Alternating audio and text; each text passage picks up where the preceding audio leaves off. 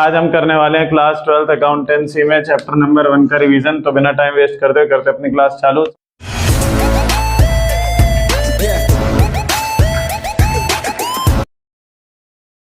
तो सबसे पहले हमारा जो चैप्टर नंबर 1 है इसका नाम क्या है? इसका नाम है फंडामेंटल ऑफ पार्टनरशिप। क्या नाम है? Fundamental of partnership. तो इसको हम पढ़ेंगे सबसे पहले। तो जैसा कि आप लोगों को बताया गया है कि पार्टनरशिप वाला हमारा चैप्टर चालू होगा, तो सबसे पहले हमारे लिए ज़रूरी क्या है पढ़ना कि सर इस वाले चैप्टर के अंदर जितनी भी चीज़ें हम पढ़ने वाले हैं वो सभी की सभी चीज़ें आई कहाँ से है, किधर से उसके कंसेप्ट को लेकर के आया गया है।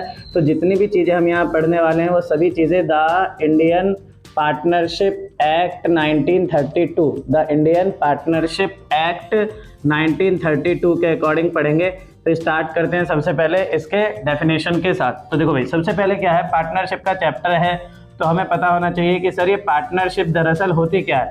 तो देखो, पार्टनरशिप को हिंदी में हम कहते हैं साझेदारी। क्या कहते हैं हिंदी में? साझेदारी।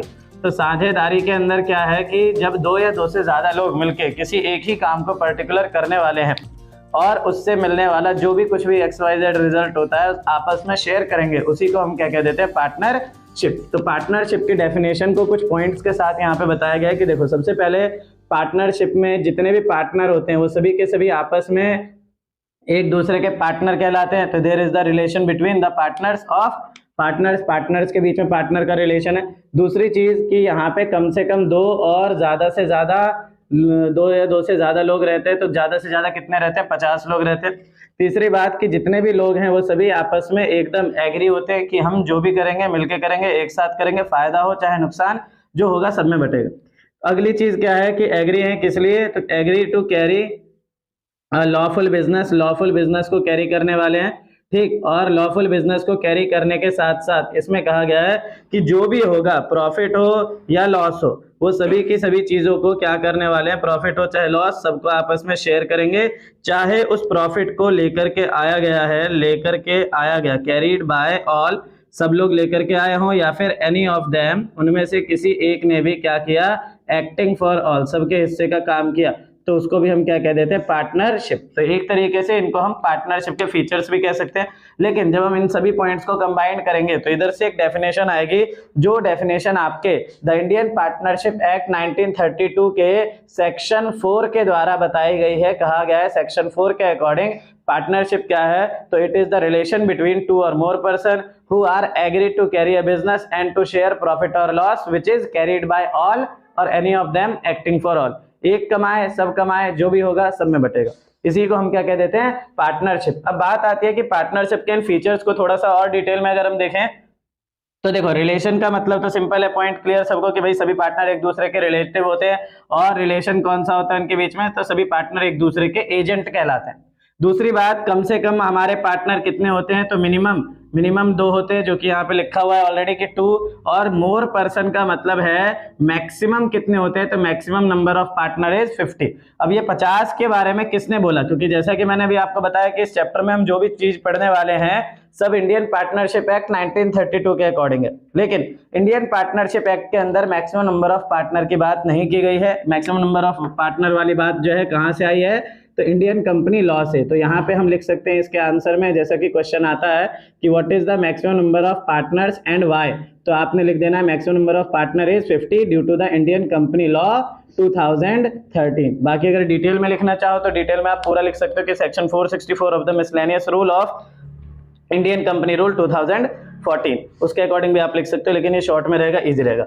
अगली बात आती है कि सभी के सभी पार्टनर्स आपस में क्या है? एग्री। तो एग्री से देखो पॉइंट क्या आता है, एग्री अगर सभी पार्टनर है मतलब पार्टनर्स के बीच में बन रखा है एग्रीमेंट। और एग्रीमेंट जो है वो 2 टाइप का होता है, एक होता है अपना ओरल एग्रीमेंट और एक होता है अपना रिटन एग्रीमेंट। जो ओरल एग्रीमेंट है इसकी कोई वैल्यू नहीं होती, क्योंकि इसको हम एक तरीके से एविडेंस के तौर पे प्रेजेंट नहीं कर सकते। जो रिटन एग्रीमेंट है इसकी वैल्यू होती है।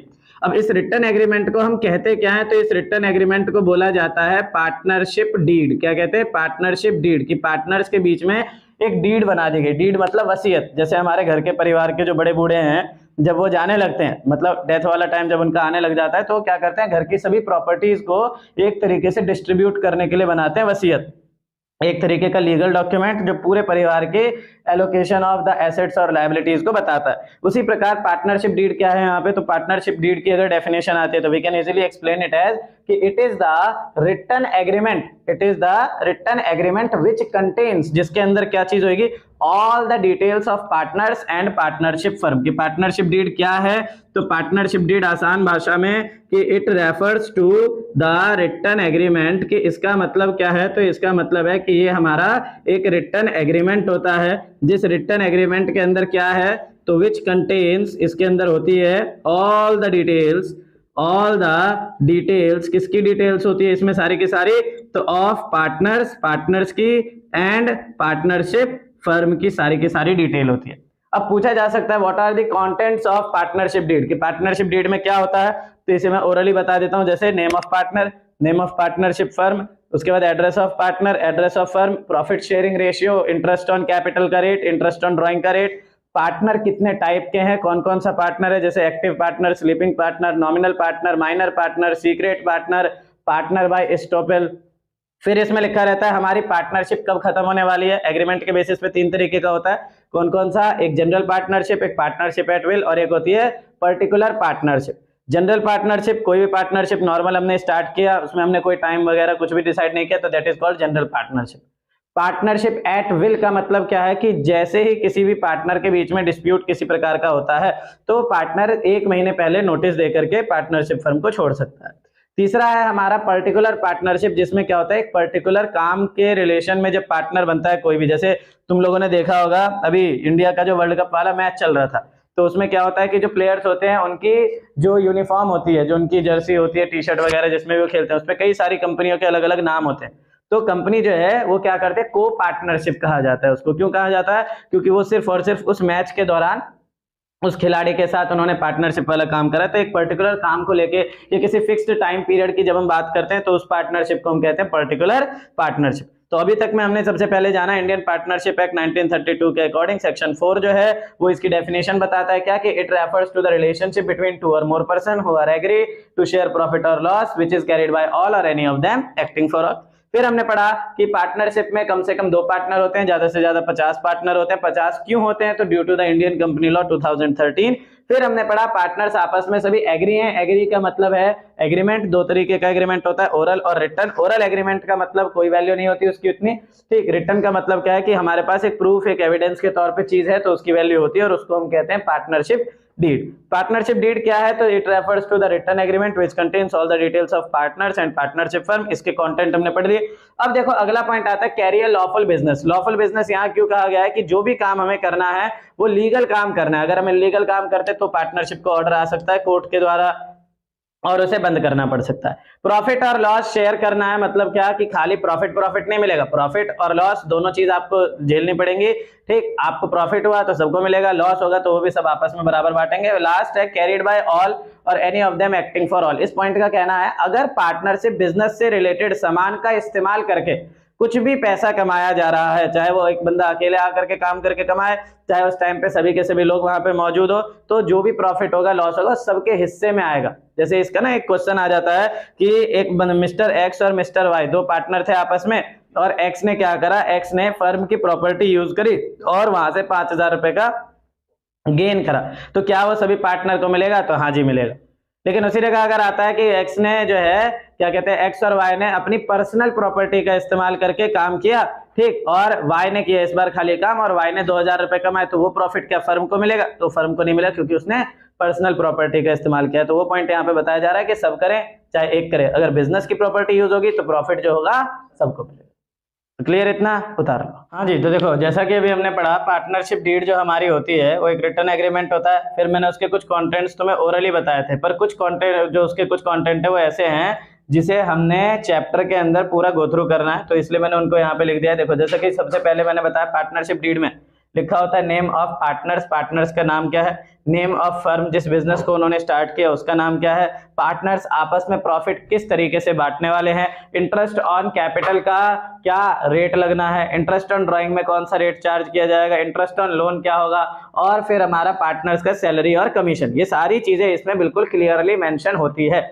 अब बात क्या आती है कि सर आपने ये नहीं बताया कि पार्टनरशिप का जो रजिस्ट्रेशन होता है, क्या ये रजिस्ट्रेशन कराना कंपलसरी है? तो नहीं, रजिस्ट्रेशन जो है इज नॉट कंपलसरी और मैंडेटरी। जरूरी नहीं है कि आपने इसको रजिस्ट्रेशन को करवाना ही करवाना है, इसमें आपकी मर्जी है, आप करवाना चाहो तो करवाओ, नहीं करवाना चाहो मत करवाओ। लेकिन अगर आप रजिस्ट्रेशन करवाते हो तो सारे नेसेसरी डॉक्यूमेंट्स आपको प्रेजेंट करने पड़ेंगे, और उन्हीं नेसेसरी डॉक्यूमेंट में एक डॉक्यूमेंट हो जाता है क्या, पार्टनरशिप डीड। तो अगर आपने एग्रीमेंट बनाया है, रजिस्टर किया है, तो आपके पास डीड है। अब आगे चल के किसी भी प्रकार का कोई डिस्प्यूट अगर किसी पार्टनर में होता है, मान लो आगे चल के प्रॉफिट को लेकर के हो गया, जैसे दो पार्टनर हैं, वो पहले 70 और 30 रेशियो में प्रॉफिट बांटते थे, अब क्या है, तो अब उनकी डिमांड हो गई कि नहीं भैया बराबर बराबर प्रॉफिट हमें चाहिए। तो एग्रीमेंट में जैसा लिखा है वैसा माना जाएगा एज पर द लॉ। तो अगर एग्रीमेंट आपके पास है तो अच्छी बात है, लेकिन अगर आपने एग्रीमेंट नहीं बनाया, या आपका एग्रीमेंट है पर वो कौन सा है, ओरल एग्रीमेंट है जिसकी वैल्यू नहीं है, तो बात आती है इस केस में हम क्या करते हैं। मतलब है कि if the partnership deed is silence, कि पार्टनरशिप डीड हमारा शांत है, या फिर पार्टनरशिप डीड हमारा एब्सेंट है, हमने उसमें कुछ लिखना भूल गए, तो हमें क्या करना पड़ता है, तो कहा जाता है एट दैट टाइम, उस समय पे हमें फॉलो करना है किसको, at that time we have to follow. हम किसका फॉलो करेंगे, तो हम फॉलो करेंगे कानून का। क्यों कानून का फॉलो इस तरीके से करना है, मान लो कि दो बच्चे हैं जिनके बीच में पार्टनरशिप थी, जैसे कि एक हो गया रोहित और एक हो गया सूर्यकांत, इन दोनों के बीच में पार्टनरशिप थी। अब इनका बिजनेस काफी बढ़िया चलने लग गया, स्टार्टिंग में थोड़ी दिक्कत थी, तो सूर्यकांत के पास पैसा था खूब, तो उसने खूब पैसा लगाया, अब ये 70-30 रेशियो में प्रॉफिट बांटते थे। आगे चल के काम जैसे जैसे बढ़ने लग गया, तो इनके बीच में क्या हो गया कि नहीं अब ना प्रॉफिट बराबर बांटेंगे। जो रोहित है उसने बोला कि अब मैं 30 नहीं लूंगा, अब मैं 50-50 वाला सीन करते हैं। तो सूर्यकांत के पास अगर एग्रीमेंट है तो क्या करेगा, एग्रीमेंट मारेगा फेंक के मुंह पे कि भाई देखो इसमें क्या लिखा हुआ है, इसमें 70-30 की बात है ना, तो उसी रेशियो में प्रॉफिट बांटा जाएगा। लेकिन अगर एग्रीमेंट नहीं है तो इनके बीच में लड़ाई हो सकती है थोड़ी भयंकर, फिर हो सकता है पुलिस बुलाई जाए, पुलिस फिर इन्हें जेल लेके जाएगी, जेल से फिर इनकी कोर्ट में पेशी होगी, और कोर्ट में हमेशा किसकी सुनवाई होती है, कानून की। किसकी, कानून की। इसलिए कहा जाता है अगर पार्टनरशिप डीड अगर हमारा साइलेंस है या एब्सेंट है, तो उस टाइम पे हम किसको फॉलो करते हैं, तो कानून को फॉलो करते हैं ना। तो इसलिए यहाँ पे लिख देता हूं मैं क्या, we have to follow the provisions, कि हमें नियमों का पालन करना है। किसके नियमों का, तो provisions of the Indian partnership act 1932। Indian partnership act 1932 में जो भी बातें कही गई हैं वो सारी चीजें हमें फॉलो करनी पड़ेगी। अब तुम कहोगे कि सर अकाउंट्स पढ़ा रहे हो लेकिन लॉ को क्यों घुसा रहे हो, तो लॉ ज्यादा नहीं पढ़नी, बस 4 से 5 पॉइंट में इसके पढ़ने हैं। जैसे 4-5 पॉइंट क्या है कि पहला पॉइंट है पार्टनरशिप डीड में अगर हमारे इंटरेस्ट ऑन कैपिटल का रेट दे रखा है, जैसे बोला interest on capital eight 10% per annum, तो एग्रीमेंट में जो लिखा है वही रेट देना है। लेकिन अगर एग्रीमेंट में लिखा ही नहीं, या एग्रीमेंट बनाया नहीं, या एग्रीमेंट बनाना भूल गए, तो उस टाइम पे हम क्या करते हैं, तो as per the law interest on capital के लिए क्या कहा जाता है कि इट इज नॉट अलाउड, कि ये अलाउ नहीं किया जाएगा। इसी प्रकार दूसरा पॉइंट आता है अपना इंटरेस्ट ऑन ड्राइंग्स। ड्राइंग्स का मतलब पार्टनर ने अपने पर्सनल यूज के लिए पैसे निकाले, अब इसका भी रेट अगर डिसाइडेड है तो दो, नहीं डिसाइडेड है तो इसके आगे लिखा जाता है नॉट चार्ज्ड। अब तुम कहोगे कि सर ये दोनों ही इंटरेस्ट है पर इसमें अलाउड और चार्ज क्यों लिखा है, तो अलाउड इसलिए लिखा है क्योंकि ये पार्टनर को मिलता है, और चार्ज इसलिए लिखा है क्योंकि ये पार्टनर को मिलता नहीं है, पार्टनर से लेना होता है। फिर इसके बाद थर्ड पॉइंट आता है अपना interest on loan. Interest on loan में देखो क्या है, तो देखो इसमें सिंपल सी बात है कि मान लो मैं और मेरे साथ 2-3 जने गए बाहर घूमने के लिए, अब हमने कोई चीज खरीदी, खाया पिया, काम खत्म। अब जैसे हमने कोई भी चीज खाई पी, तो खाने पीने के बाद उसकी जो पेमेंट है वो सारी की सारी पेमेंट हमने कर दी। अब हमारे साथ जो ग्रुप था उस ग्रुप में 1-2 लड़कियां थी। अब लड़कियों की सबको पता ही है, थोड़ी सी क्या कहते हैं हल्की सी होती है, ओवर एक्टिंग टाइप की, कि भैया मैं ना आपको पैसे बाद में दे दूंगी। तो अब अगर किसी ने इस प्रकार का बोल दिया कि भाई हम आपको पैसे बाद में देंगे, मैं नॉर्मल पार्टनरशिप नहीं, जनरल दोस्ती यारी की बात कर रहा हूं। अब अगर किसी ने तुमसे बोल दिया कि भाई मैं पैसे दे दूंगा, या भैया मैं पैसे इसके दे दूंगी, तो क्या होगा कि अगली बार हमारे पास पॉइंट रहेगा, हम उसके पास कह सकते हैं कि भाई ऐसे ऐसे तुमने बोला था, तुमने पैसे दिए नहीं। तो ये है लोन का फंडा। लोन के केस में क्या है कि आप पहले से एग्री हो कि आपने उधार लिया है, तो it is your liability, you have to pay that loan to that person along with their interest, कि उसके इंटरेस्ट के साथ आपको देना पड़ेगा। तो इंटरेस्ट ऑन लोन का सीधा फंडा है, अगर इसका रेट गिवन है 2% हो, 10% हो, 12 हो, 20 हो, कुछ भी हो, तो जो रेट डिसाइड है एग्रीमेंट के अंदर उस रेट पे दो, और अगर कोई रेट डिसाइडेड नहीं है तो कम से कम 6% पर एनम के रेट से आपको इंटरेस्ट देना पड़ता है।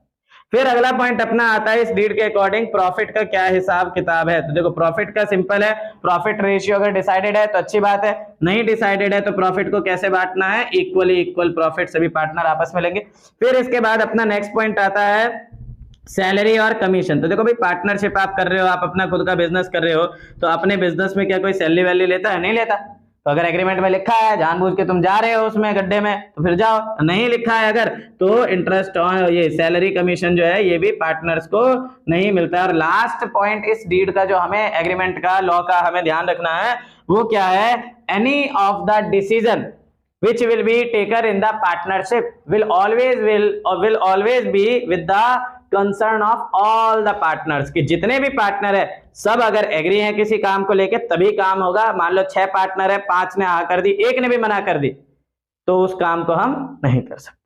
तो यहां तक था इस चैप्टर का थ्योरी पोर्शन, एक तरीके से थोड़ा सा बोरिंग पोर्शन जिसमें हमने पूरा पढ़ा पार्टनरशिप क्या है, कि उसके फीचर्स क्या है, उसके कैरेक्टरिस्टिक्स क्या है, पार्टनरशिप डीड क्या है, उसका कंटेंट क्या है, पार्टनरशिप डीड बनाई है तो क्या फायदा है, नहीं बनाई है या रजिस्ट्रेशन नहीं करा हमने अपने बिजनेस का तो हमें किस चीज को फॉलो करना है, उस चीज के अंदर हमें बस ये 5 पॉइंट ध्यान रखना है। क्योंकि अभी जब हम कैलकुलेशन करेंगे आगे इन्हीं 5 चीजों का, तो हमें इन सभी चीजों पे पूरा फोकस करना पड़ेगा, नहीं तो क्वेश्चन हो सकता है आपका गलत।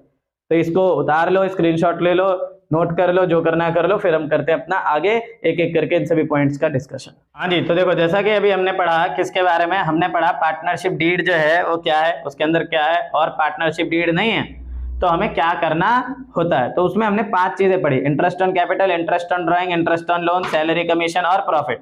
इस पूरे चैप्टर के अंदर हमें यही 5 चीजों का कैलकुलेशन करना है, और इन्हीं 5 चीजों को फिर आगे चल के हम profit and loss, appropriation account, partners capital account के अंदर प्रेजेंट करेंगे। तो सबसे पहले क्लियर होना चाहिए कि इनका कैलकुलेशन करते कैसे हैं। तो देखो सबसे पहला जो मैं यहाँ पे टॉपिक आपको बताने वाला हूँ वो है हमारा इंटरेस्ट ऑन ड्राइंग, क्योंकि ये थोड़ा सा भारी टॉपिक है, इसमें आपको हल्की सी भी अगर हल्का सा भी चेंज किया गया तो आपको प्रॉब्लम हो सकती है। तो पहले हम इसको पढ़ेंगे।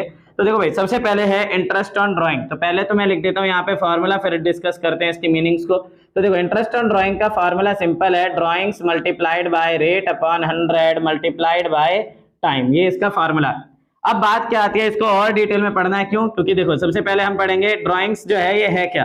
तो सिंपल है, ड्राइंग्स का मतलब है amount withdraw by owner, amount withdraw by, यहाँ पे ओनर कौन है, partner, amount withdraw by partner for their personal use, कि जब पार्टनर अपने पर्सनल यूज के लिए पैसे निकालेंगे बिजनेस में से तो उसी को हम कह देते हैं ड्राइंग्स। अब बात आती है कि जो ये ड्राइंग्स होती है ये पार्टनर्स कितने तरीके से निकाल सकते हैं। तो पार्टनर निकालते हैं 2 तरीके से, एक जिसको हम कहते हैं रेगुलर ड्राइंग, एक जिसको हम कहते हैं इर्रेगुलर ड्राइंग। रेगुलर ड्राइंग का मतलब है कि जितनी बार भी आपने पैसे निकाले हर बार अमाउंट भी सेम और टाइम का ड्यूरेशन भी सेम। मतलब रेगुलर ड्राइंग का मतलब होता है same time and amount, same time gap and amount, कि जब आप टाइम का गैप भी बराबर लो और अमाउंट भी आप बराबर लो तो उसको हम कह देते हैं रेगुलर ड्राइंग। और फिर आते हैं कुछ लोग जिनका इर्रेगुलर होता है। रेगुलर मतलब जब मन किया आए, पैसा निकाला, चले गए। मतलब उनके केस में क्या है, unequal time gap and amount, कि ना तो उनका टाइम गैप बराबर होता है ना ही उनका अमाउंट बराबर होता है, उसको हम कह देते हैं इर्रेगुलर ड्राइंग। अब बात आती है रेगुलर ड्राइंग सर कैसी होती है। तो रेगुलर ड्राइंग देखो ऐसे है कि मान लो एक बंदा आया, उसने 1 अप्रैल को बिजनेस चालू किया, उसने 1 अप्रैल को 2000 रुपए निकाले, फिर उसने 1 जुलाई में 2000 रुपए निकाले, फिर उसने 1 अक्टूबर में 2000 रुपए निकाले, फिर उसने 1 जनवरी में 2000 रुपए निकाले। तो देखो यहाँ पे क्या है, यहाँ पे हर जरूरी नहीं है रेगुलर ड्राइंग का मतलब आपको हर महीने करना है विड्रॉ। अगर आप इक्वल टाइम पीरियड मेंटेन करके चलते हैं तो वो भी रेगुलर में आता है। जैसे कि यहाँ देखो हर एक ड्राइंग के बीच में कितने महीने का गैप, 3 महीने का। हर एक ड्राइंग का अमाउंट कैसा, ditto same to same. Irregular में क्या होता है, तो इर्रेगुलर में ड्राइंग कुछ इस प्रकार होती है कि पहले बंदे ने 1 अप्रैल को निकाले 2000, फिर 1 मई को निकाले इन्होंने 2000, अभी तक बढ़िया चल रहा था, अब अचानक इनको जरूरत पड़ी नहीं तो ये आए सीधा 1 अक्टूबर में और निकाल के ले गए 10,000।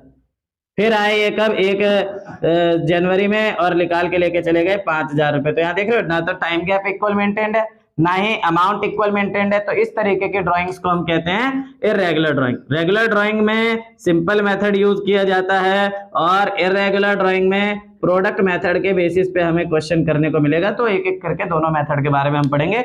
तो देखो सबसे पहले हमारा जो मेथड स्टार्ट होने वाला है वो कौन सा है, सिंपल मेथड। कौन सा मेथड है, सिंपल मेथड। सिंपल मेथड के अकॉर्डिंग पढ़ेंगे। तो देखो सिंपल है, सबसे पहले इंटरेस्ट ऑन ड्राइंग का हमने लिखना है फॉर्मूला, जो कि क्या है, drawings multiplied by rate upon 100 multiplied by time. ये हो गया इसका फॉर्मूला। अब इसमें हमें कम से कम 24-25 तरीके के केस आ सकते हैं। 24-25 तरीके के कैसे, तो सबसे पहला हमारा काम होता है, जो हमें ड्राइंग्स दी गई है इसको करना है कन्वर्ट इनटू एनुअल टर्म्स, कि इसको पहले पूरे साल के हिसाब से निकालो। जैसे अगर तुम्हें दे रखा है ड्राइंग्स मंथली तो 12 से मल्टीप्लाई, क्वार्टरली तो पूरे साल में कितने क्वार्टर होते हैं, 4, तो 4 से मल्टीप्लाई, हाफ ईयरली तो इसको 2 से मल्टीप्लाई, और एनुअल अगर दे रखा है तब तो कोई दिक्कत की बात ही नहीं है, उसी को लेंगे। फिर आता है अगला पॉइंट रेट। तो देखो रेट हमारा दो तरीके से आ सकता है, एक विद पर एनम और एक without per annum. With per annum का मतलब ऐसे कि 5% के बाद लिखा है पीए और विदाउट में लिखा है सिर्फ और सिर्फ 5%। ये दो अलग अलग तरीके से रेट आ सकते हैं। दोनों ही केस में आपको अलग अलग चीज करनी है। कैसे, पर एनम है मतलब ये सिर्फ एक साल का दे रखा है, तो यहाँ पे हमें time is to be considered, time को हमने यहाँ पे पूरा पूरा कंसीडर करना है। और जब हम विदाउट पर एनम की बात करते हैं तो यहाँ पे टाइम को कंसीडर नहीं करते। अब आता है टाइम कंसीडर करेंगे कैसे, किस तरीके से हमें टाइम को लेके चलना है। तो पहले इतना उतार लो फिर करें। तो जैसा कि अभी हमने पढ़ा इंटरेस्ट ऑन ड्राइंग अगर हम सिंपल मेथड से करते हैं तो सबसे पहले ड्राइंग को कन्वर्ट करना है। यहाँ बच्चे अक्सर गलती कर देते हैं कि बिना ड्राइंग को कन्वर्ट करे, जैसे आ गया 4000 इन द बिगिनिंग ऑफ 6 मंथ, तो 4000 पे इंटरेस्ट निकाल देते हैं, 6 मंथ से मल्टीप्लाई नहीं करते। तो इधर ध्यान देना है आपको। दूसरी बात, पर एनम और विदाउट पर एनम पे ध्यान देंगे। पर एनम है तो टाइम लेना है, नहीं है तो टाइम नहीं लेना। अब बात आती है सर ये जो हम टाइम लेने वाले हैं ये टाइम लेने कैसे वाले हैं। तो देखो टाइम को कैलकुलेट करने के लिए हमारे पास दो चीजें, एक तो है इसका फॉर्मूला और दूसरा है इसकी एक टेबल। तो पहले मैं तुम्हें टेबल बता देता हूँ, फिर फॉर्मूला भी जस्टिफाई कर दूंगा। जिसको जो अच्छा लगे, जिसको जो समझ में आए वो उसके हिसाब से कर लेना। तो देखो टाइम के रिलेटेड मैं टेबल जिसके अंदर मैं लगभग 18 केस बताने वाला हूँ आपको। 18 केस कौन कौन से, तो देखो सबसे पहले मंथली, फिर उसके बाद क्वार्टरली, फिर हाफ ईयरली, 6 मंथ रेगुलरली, फिर दूसरा 6 मंथ रेगुलरली और फिर 8 मंथ रेगुलरली। यहाँ हमने ले लिया सबसे पहले टाइम। अब देखो जब ड्राइंग्स की जाती है रेगुलर वाली तो वो डिसिप्लिन्ड लोग रेगुलर वाली ड्राइंग करते हैं। और वो कैसे करते हैं, या तो हर महीने की 1 तारीख को करेंगे, या हर महीने की 31 तारीख को करेंगे, या 15 तारीख को करेंगे। तो इसके बेसिस पे टाइम बनता है क्या, बिगिनिंग, मिडिल और एंड।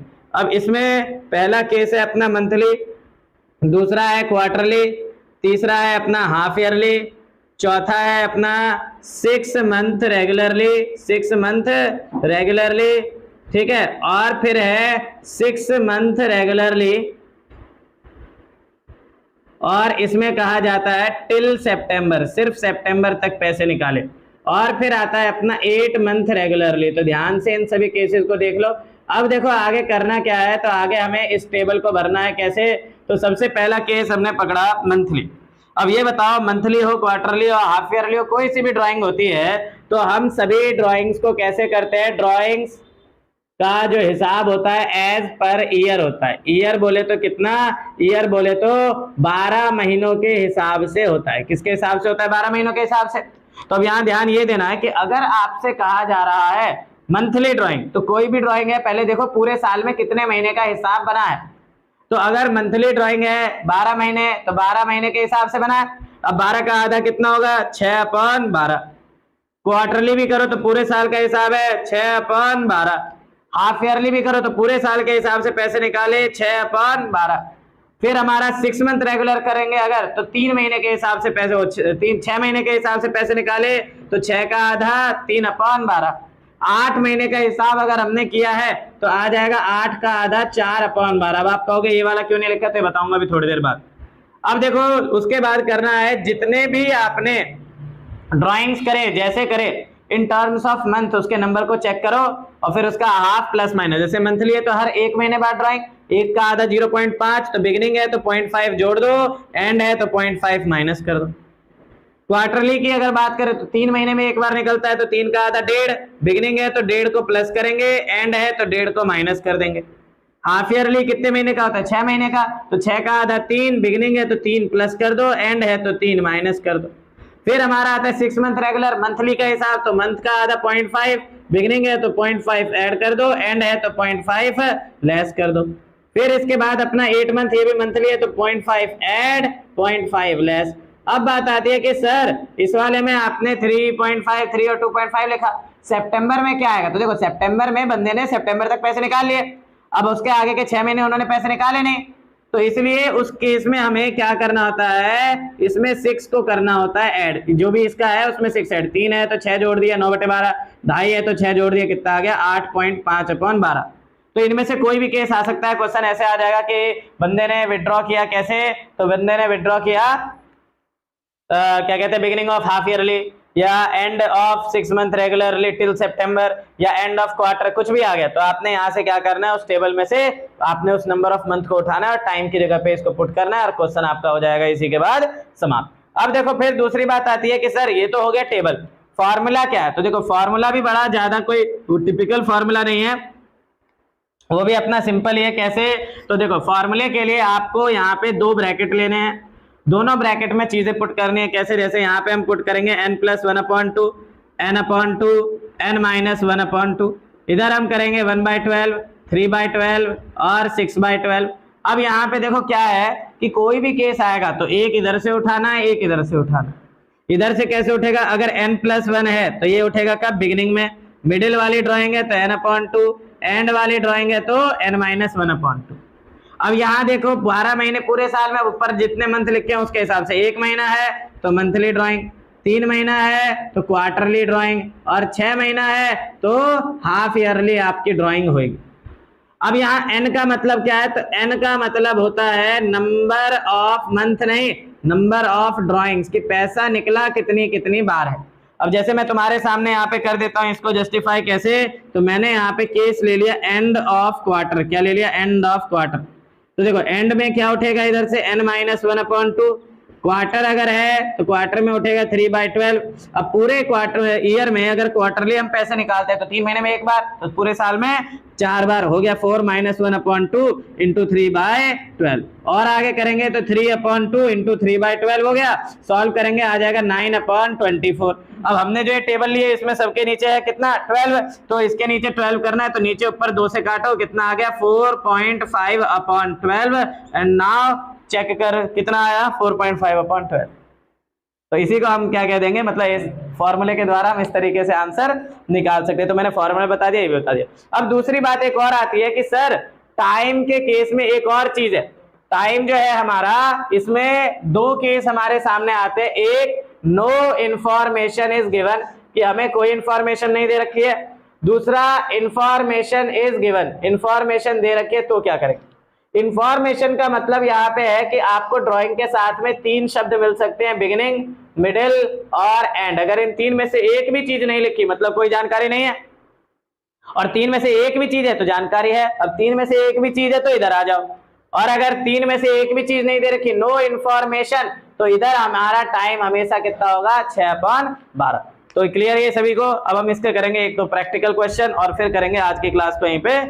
सबसे पहले मान लो आता है x and y are partners, x और y पार्टनर्स है, एंड दे विड्रॉज, उन्होंने विड्रॉ किया कितना? तो उन्होंने विड्रॉ किया 1,20,000 एंड 80,000 रेस्पेक्टिवली।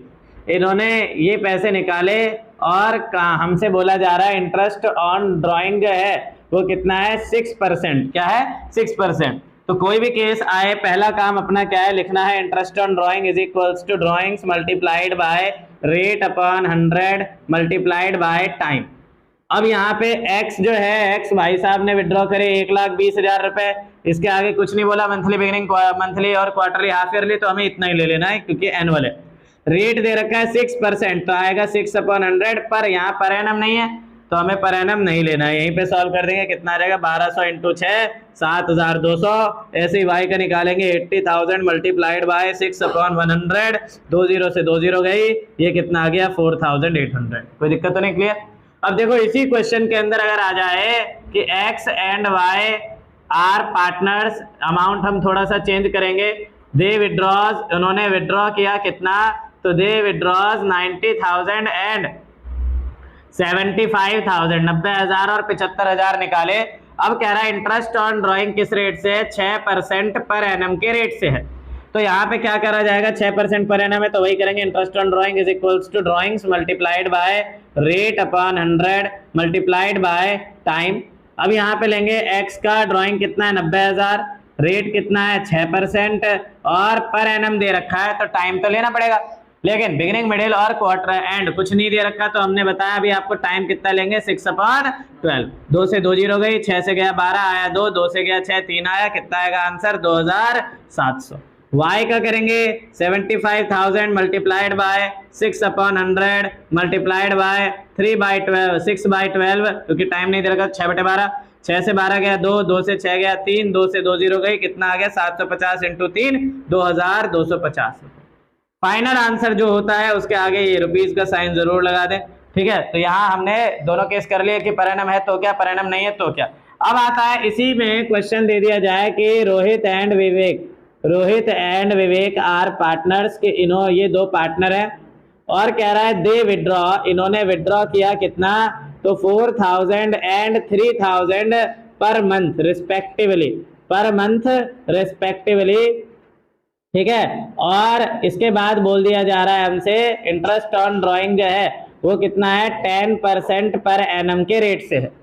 तो यहाँ पे भी हम क्या करेंगे, कुछ नहीं, सबसे पहले हम लिखेंगे यहाँ पे formula, interest on drawing is equals to drawings multiplied by rate upon 100 multiplied by time. अब यहाँ पहले रोहित का निकालना है, तो रोहित का ड्राइंग दे रखा है 4,000 3,000 पर मंथ, तो पहला काम कन्वर्ट करेंगे, मंथली है तो 12 से मल्टीप्लाई, तो रोहित है विवेक है, रोहित के केस में 4,000 की मल्टीप्लाई 12 से करेंगे कितना आएगा 48,000, इसके केस में 3,000 की करेंगे आएगा 36,000। रेट कितना दे रखा है 10%, तो 10/100, टाइम कितना लेंगे, तो यहाँ पे बिगिनिंग मिडिल एंड इधर भी नहीं दे रखा, तो 6/12, तो ऐसे कंफ्यूज किया जाता है। 6 से 12 गया 2, 2 से 10 गया 5, 2 से 2 जीरो गई, 480 की 5 से करेंगे मल्टीप्लाई 2,400।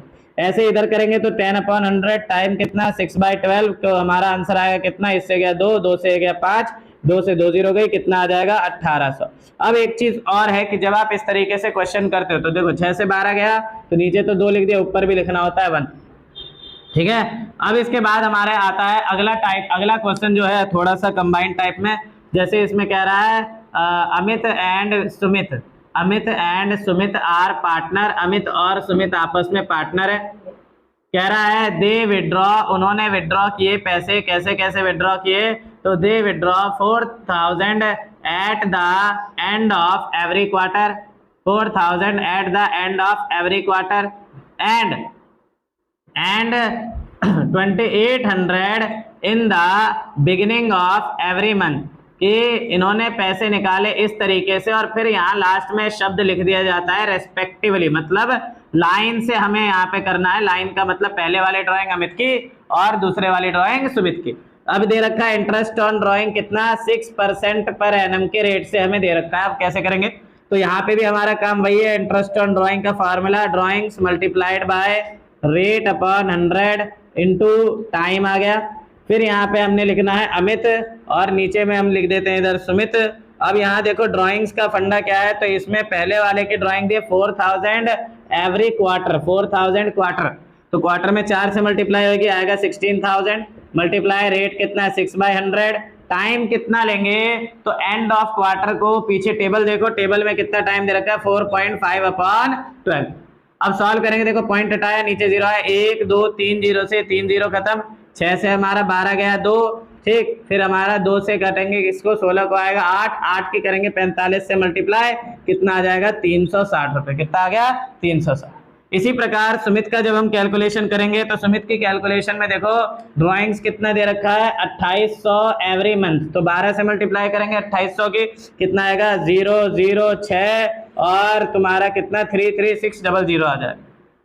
फिर इसके बाद इसकी हमने करनी है रेट से मल्टीप्लाई 6/100, टाइम कितना, तो इन्होंने बोला beginning of every month, beginning में टेबल में देखना जाके 6.5/12 होगा, पॉइंट हटाया, नीचे 0 आया। उसके बाद ये 2 0 से हमने ये 2 0 कैंसिल करे, 6 से 20 गया, कितना ये आया, कितना 20। अब यहाँ पे क्या करना है, इसको करेंगे सॉल्व। तो 336 की और इसकी और करते हैं कटिंग अभी। तो यहाँ से आएगा हमारा 4 से कितना, तो ये आ जाएगा 4 से 8 और 4 84, और ये आएगा 4 से कितना 5, 5 से इसको करेंगे कैंसिल, कितना आ जाएगा 13, 13 की 84 से मल्टीप्लाई करेंगे, कितना आएगा 13 4 से 52, 5 कैरी किया, 13 8 से कितना आता है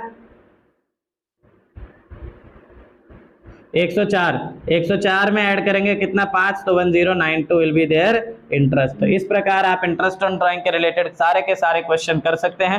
4 तरीके के क्वेश्चन आते हैं, इनसे अलावा कोई और एक्स्ट्रा क्वेश्चन आता नहीं है। तो इसको करें। इसके साथ अपनी आज की क्लास होती है यहीं समाप्त। बाकी कुछ डाउट वगैरह हो तो आप कमेंट करके अपने डाउट्स वगैरह पूछ सकते हैं।